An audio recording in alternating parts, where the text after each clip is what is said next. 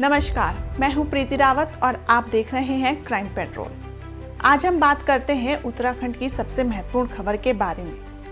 ऋषिकेश में शराब के ठेके को लेकर चल रहे विवाद की। यह विवाद तीर्थ संस्कृति, न्याय व्यवस्था और प्रशासनिक कार्यप्रणाली को लेकर एक बड़ा सवाल खड़ा करता है। तो चलिए विस्तार से समझते हैं कि आखिर क्या है यह पूरा मामला।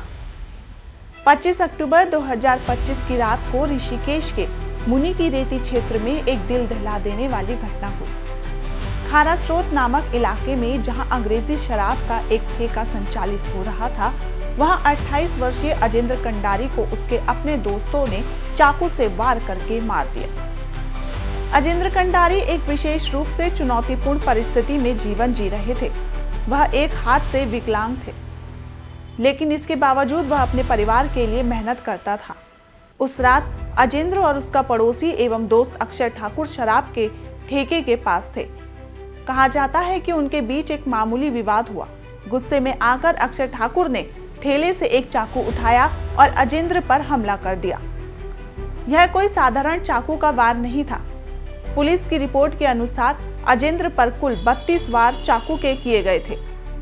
32 बार एक हाथ से विकलांग युवक को बेरहमी से मार दिया गया। अजेंद्र की आबादी की मदद से पहले निजी अस्पताल ले जाया गया, फिर उसे एम्स ऋषिकेश में भर्ती किया गया, लेकिन वहां पहुंचते ही डॉक्टरों ने उसे मृत घोषित कर दिया। अजेंद्र अपने पीछे एक पत्नी, 1 साल का बेटा और अपने माता पिता को छोड़ गया। इस घटना के बाद आक्रोशित परिजनों और स्थानीय लोगों ने बद्रीनाथ हाईवे पर युवक का शव रखकर कई घंटे तक प्रदर्शन किया। पूरे क्षेत्र में विस्फोटक गुस्से का माहौल बन गया।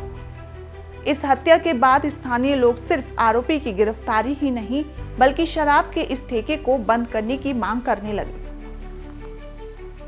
26 अक्टूबर से शुरू हुआ धरना प्रदर्शन 5 दिन तक चला। खारा स्रोत में अंग्रेजी शराब के ठेके के बाहर हजारों लोग जमा हो गए। स्थानीय राजनीतिक संगठनों, सामाजिक कार्यकर्ताओं और नागरिक समाज के प्रतिनिधि प्रदर्शन में शामिल हुए। उत्तराखंड क्रांति दल, स्वाभिमान मोर्चा जैसी संस्थाएं भी इस आंदोलन में आगे आई। लोग हर दिन नारेबाजी करते, अपनी भावनाएं व्यक्त करते और ठेके को बंद करने की मांग करते। तीसरे दिन यानी 27 अक्टूबर को 3 युवकों ने, राजन बिष्ट, विकास रयाल और संदीप भंडारी ने ठेके के परिसर में आमरण अनशन शुरू कर दिया। ये आमरण अनशन सिर्फ एक राजनीतिक नाटक नहीं था, बल्कि गंभीर प्रतिज्ञा थी। विभिन्न धार्मिक संगठनों के स्वामी और महात्मा भी इस प्रदर्शन में शामिल हुए।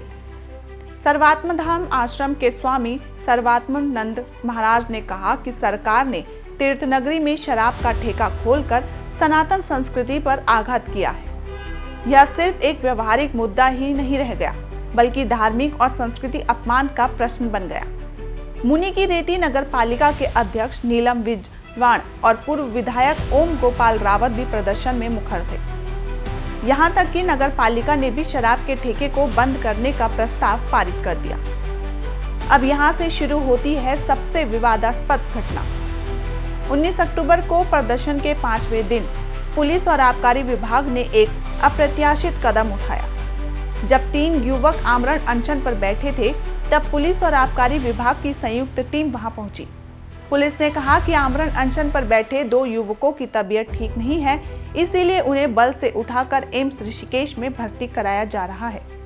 यह बात तार्किक लग सकती है, लेकिन जो हुआ वह विवादास्पद था। जैसे ही आंदोलनकारियों को हटाया गया, आबकारी विभाग ने शराब के ठेके को फिर से खुलवा दिया। इस कार्रवाई के बाद से स्थानीय लोगों में जबरदस्त आक्रोश फैल गया। लोगों को लगा कि पुलिस आंदोलन को दबाने के लिए इस तरीके का इस्तेमाल कर रही है। प्रदर्शनकारियों का कहना है कि पुलिस ने उन्हें 100 मीटर दूर धकेल दिया, लेकिन वे हार नहीं माने। ठेके से 100 मीटर दूर जाकर उन्होंने फिर से प्रदर्शन शुरू कर दिया। यह बिल्कुल स्पष्ट हो गया कि आबकारी विभाग इस ठेके को बंद करने के लिए तैयार नहीं है। और क्यों नहीं? क्योंकि इस ठेके से सरकार को एक वर्ष में 21 करोड़ रुपए की कमाई होती है। राजस्व के लिए तीर्थ संस्कृति को कुर्बान करने का खेल चल रहा था। इस पूरे मामले को समझने के लिए हमें एक महत्वपूर्ण कानूनी पहलू को समझना होगा। ऋषिकेश तीर्थ नगरी है, लेकिन खारा स्रोत क्षेत्र तकनीकी रूप से टिहरी जिले के अंतर्गत आता है।